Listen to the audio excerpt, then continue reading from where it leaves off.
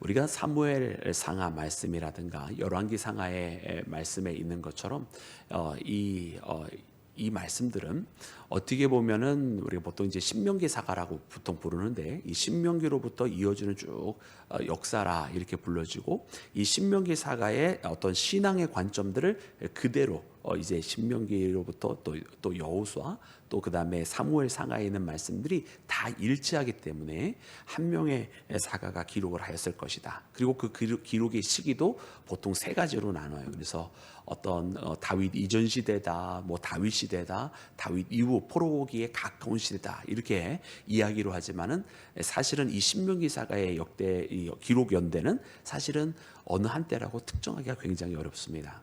근데 반면에 오늘 우리가 함께 읽고 있는 이 역대상 말씀, 또 역대하 말씀, 우리가 보통 이 역대사가라고 부르는데, 이 역대사가는 아주 시기가 명확해요. 바로 이 족보 때문에 그 시기가 판가름이 가능하고, 그리고 이 기록 시기는 그러므로 족보의 내용에 나와 있는 인물들까지들을 보니 이것이 바로 포로기 이후다라고 이제 아주 명확해지는 것이거든요.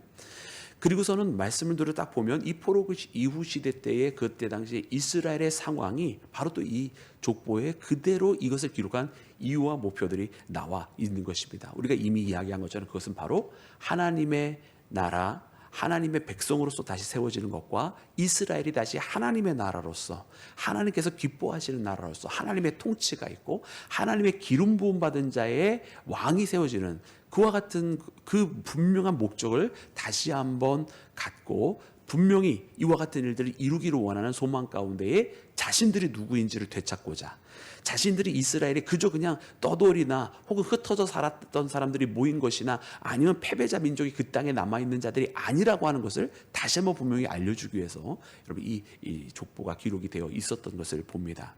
자, 우리가 이제 12지파의 모든 족보들이 다 끝난 다음에 이렇게 용사들의 이름이 그 다음에 나오는 거예요. 이 용사들의 이름을 봤더니 마찬가지로 여기도 분명한 목적이 있는 것을 봅니다. 그리고 이것은 사무엘하 23장에 있는 말씀과 비교할 때 더욱더 두드러지게 되는데, 이 첫 번째 이 차이는 그 이름들, 아주 소수의 이름의 차이들 외에는 아주 굉장히 두드러진 차이가 무엇이냐면, 이 사무엘하 23장에는 이 용사들의 업적이 엄청 세세하게 각 용사들마다 아주 이제 좀 특별히 상위에 있는 용사들을 이제 어떤 마치 계급처럼 첫 세 명, 뭐 둘째 세 명, 뭐 그 다음은 이러면서 나오는데, 그 사무엘하는 조금 더 한 명 한 명이 무엇을 더 했는지가 훨씬 더 많이 기록이 되어 있는 반면에, 이 역대상 같은 경우는 아까 우리가 어제 주일에 묵상을 했었던 그 다윗에게 물을 떠다 준 세 용사 이야기, 세 용사가 이런 일을 하였더라 라고 하는 이야기, 또 오늘 말씀 가운데 보니까 그 중에 한 명이 아비새였다, 또 그리고 또 다른 한 명은 바로 브나야였다 라고 하면서, 이 아비새와 브나야에 대해서는 그래도 그 업적을 그렇게 주었지만 나머지 용사들에 대해서는 업적이 아니라 다른 것을 기록을 해주고 있는 것을 봐요.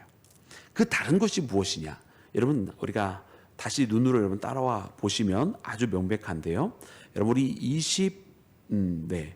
26절부터 우리 한번 볼까요? 그러면 용사들의 이름 외에 나와 있는 게 있습니다. 27절 말씀도요, 용사들의 이름 외에 나와 있는 것이 있습니다. 28절도 마찬가지고요. 여러분 그것이 무엇입니까?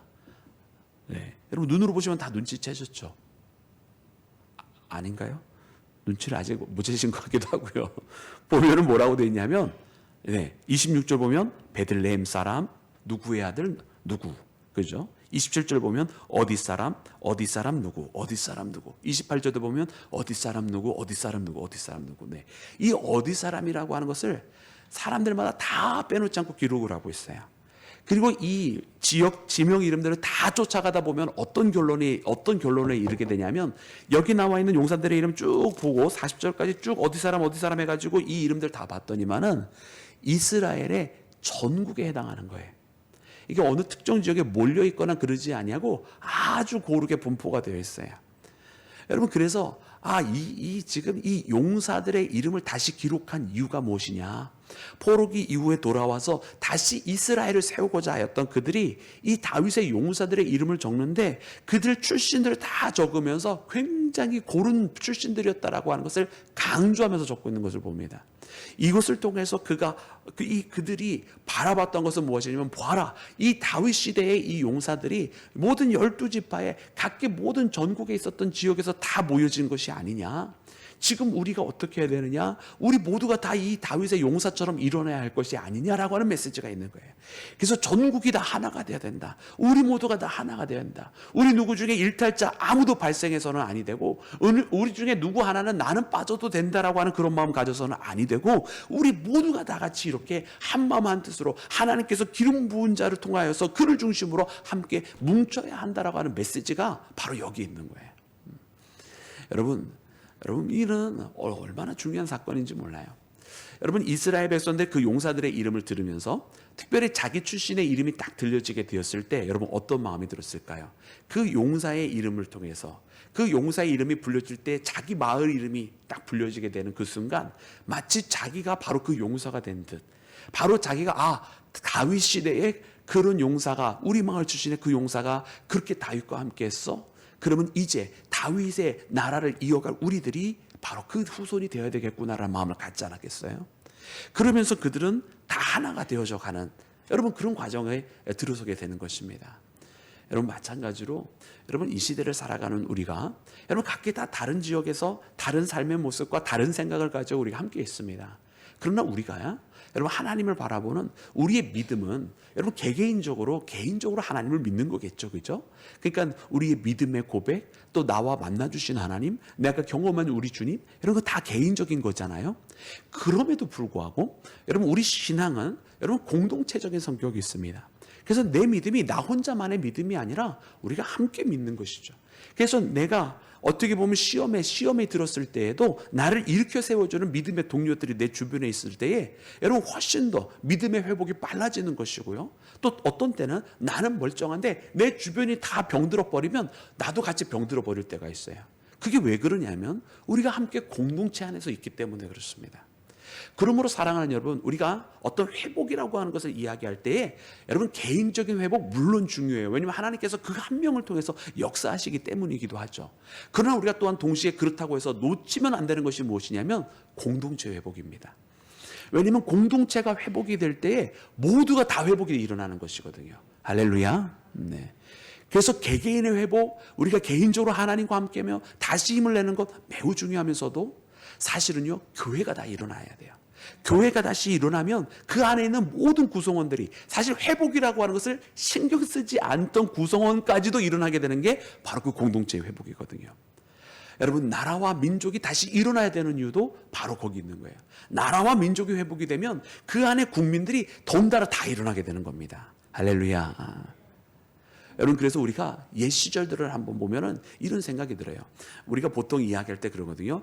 개인의 실력이 뛰어난 것과 그 사람이 속하였던 지역이 뛰어난 것과 그 나라가 잘 되어가는 것 중에 어느 것이 그 사람이 성공하는 데 가장 중요한 요소이냐. 여러분, 보통 이런 질문들을 젊은이들이 할 때가 있어요. 그러면은요, 많은 사람들이 개인의 실력이 뛰어난 게 제일 중요할 거라고 생각을 해요. 근데 사실은요, 제 짧은 경험이지만 돌이켜보면 그렇지 않은 것 같기도 해요. 1980년대, 1990년대, 2000년대 초반까지만 해도요, 그때 당시에는 대학만 나오면 어디든지 다 취직이 됐었던 시절이에요. 어딜 가느냐가 문제였죠. 근데 지금은 서울대를 나와도 30, 40%가 그냥 실업자가 된다는 거예요. 그런 거를 보면 개인의 실력보다 어떤 때는 공동체에 나아가는 선택과 그 위치가, 입지가 훨씬 더 개인이 발휘할 수 있는 것보다 많은 영향력을 끼치는구나라고 하는 것을 발견합니다. 그러니까 여러분, 어쩌면은요, 우리에게 지금 필요한 거는 여러분, 이 나라와 이 민족이 먼저 일어나는 것이 대단히 중요한 거예요. 이 나라와 이 민족이 전체적으로 세속적으로 흘러가니까 다 세속적으로 흘러가잖아요. 심지어 교회에 있는 믿음의 가족들까지도 막 세속에 물들어 버려요. 근데 이 나라와 이 민족이 전체적으로 믿음의 분위기가 생겨지고 하나님을 아는 민족이 되고 거룩한 민족이 되면 여러분 전체적으로 하나님께로 나아가야 하는구나라고 하는 그런 문화가 생겨져 버립니다. 할렐루야. 여러분, 그래서 이것을 위해서 우리가 기도해야 할 줄로 믿습니다. 그래서 우리가 하나로 뭉쳐야 된다. 왜냐하면 우리는 공동체적인 성격이 있기 때문에 혼자 잘한다고 잘 될 수 있었던 시대가 아니거든요. 지금 이 포로기 이후라고 하는 시대는, 이때는 모두가 다시 주님의 나라를 생각하며 일어나야 했던 시기였던 것을 우리가 발견합니다. 그 오늘 우리 또한 여러분 이처럼 우리가 개인의 신앙을 하는 것 같지만, 그러나 교회라고 하는 공동체를 통해서 더 나아가서 이 나라와 이 민족을 위해서 우리가 다 같이 함께 일어나는 그 믿음, 다 함께 일어나는 신앙생활, 여러분 우리 모두가 함께 하기를 주의 이름으로 축원합니다. 두 번째로는 여러분 오늘 본문 말씀해 보면 이제 30명사라고 하는, 여러분 그러나서 30명이라고 하는 그 타이틀을 넣었어요. 그런데 실제로 이렇게 숫자를 세보면 30명이 넘습니다. 대략 한 제 숫자가 정확한지는 모르겠지만 제가 세보니까 40명이 돼요. 40명. 그러면 여러분 이 말씀 가운데 30명이라고 하는 이름, 이 뜻이 뜻하는 바가 무엇일까요? 여러분 30이 뜻하는 바는 여러분 사람 숫자 30이 아니었던 것을 깨닫게 돼요. 왜냐면 막상 세보니까 정말, 여러분도 한번 나중에 시간 내서 한번 세보시기 바랍니다. 한 40명쯤 되는 것 같아요. 그러면 이 30이 뜻하는 것은 굉장히 상징적인 의미가 있습니다. 여러분 오늘 이 30의 의미, 여러분 그것을 우리가 그럼 이게 수비학적으로 어떤 뜻이고 이렇게도 찾아갈 수가 있지만, 여러분 우리가 그런 어떤 그런 어떤 그 편파적인, 물론 그것도 의미가 있어요. 수비학도 하나의 해석이기 때문에 숫자로 보는 것도, 그래서 3은 어떤 의미고 0은 어떤 의미고 또 10은 어떤 의미고 이렇게 들어갈 수 있지만, 그렇게 하지 말고 하나님께서 세운 사람의 의미로 그냥 이렇게 쭉 봤으면 좋겠습니다. 그래서 이 말씀 가운데에 나와 있는 30명, 하나님께서 30명이라고 그냥 부르셨던 그 숫자, 여러분 그 용사들의 숫자는 어쩌면 사람의 숫자가 아니다. 그리고 사람의 숫자로 카운팅하는 숫자가 아니다. 여러분 이런 생각이 들어요. 그 예를 들면 우리가 지금 이제 요한계시록 말씀을 매주 금요일마다 함께 묵상을 하고 있는데, 나중에 7장에 가면 구원받은 성도의 숫자가 여러분 14만 4천 명이라는 거예요. 그죠? 그럼 이 14만 4천 명이 어디에서 왔느냐, 이런 이야기를 할 때, 그러면 이 14만 4천 명이 어떤 사람은 문자적으로 정말 14만 4천 명이다 이렇게 이야기를 해요. 그 대표적인 이단이 어디냐면 바로 신천지입니다. 신천지가 14만 4천을 이야기하면서 신천지 숫자 14만 4천이 구원받는 백성이라는 거예요. 그런데 어떤 사건이 벌어졌냐면, 예전에 자신들의 교세가 약했을 때는 그 14만 4천 명을 채우기 위해서 열심히 전도를 했어요. 근데 지금은 어떤 상황이 벌어졌냐면, 신천지가 14만 4천 명을 넘어버렸어요. 그러니까 이 사람들이 어떻게 하냐면, 옛날엔 신천지면 구원받는다 그랬다가 자기네들이 그 14만 4천 명을 넘어서 버리니까 요즘에는 시험을 봐요. 그래서 나름대로 거기 안에서도 서열이 있거든요. 그래서 그 안에 들어와야 14만 4천 명이 된다 또 이루고 있어요. 그러니까 여러분 이런 게 바로 문제인 거예요. 14만 4천 명, 여러분 12지파에 여러분 12이라고 하는 완전수를 곱하고 거기에 1천의 충만수와 온전수를 곱하게 되었을 때에, 1천씩 곱하게 되었을 때에 여러분 그 14만 4천 명이 나오게 되는 거거든요. 그래서 이렇게 의미적으로 하나님의 충만한 숫자와 모든 12지파, 신구약의 12, 이런 의미로 우리가 이렇게 바라보듯 여러분 우리가 30도 바라보았으면 좋겠습니다. 그래서 하나님의 세운 사람이 있구나, 하나님이 꼽는 사람들이 있구나 라고 하는 것을요. 그래서 바라고 원하게는 여러분 오늘 우리가 사람의 수를 꼽는 일꾼들이 아니라 하나님께서 바라보시는 일꾼이 되어야 한다. 그리고 오늘 이 말씀을 보면서, 그래 오늘 사랑하는 모든 이 새벽을 깨우는 믿음의 사람들이야말로 하나님께서 세우시는 일꾼이 되시기를 주님의 이름으로 축원합니다. 그래서 이 새벽에 그렇게 다짐을 했으면 좋겠어요.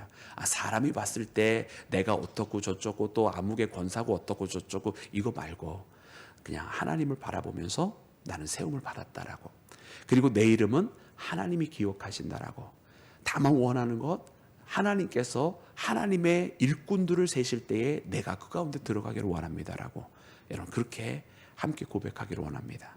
그래서 오늘 이 시간을 통해서 여러분 함께 기도할 때, 여러분 하나님께서 공동체의 회복을 우리가 다 함께 일어나야 된다고 했었던 이 공동체의 회복과 함께 하나님께서 바라보시는 일꾼이 되시기를 주의 이름으로 축원합니다.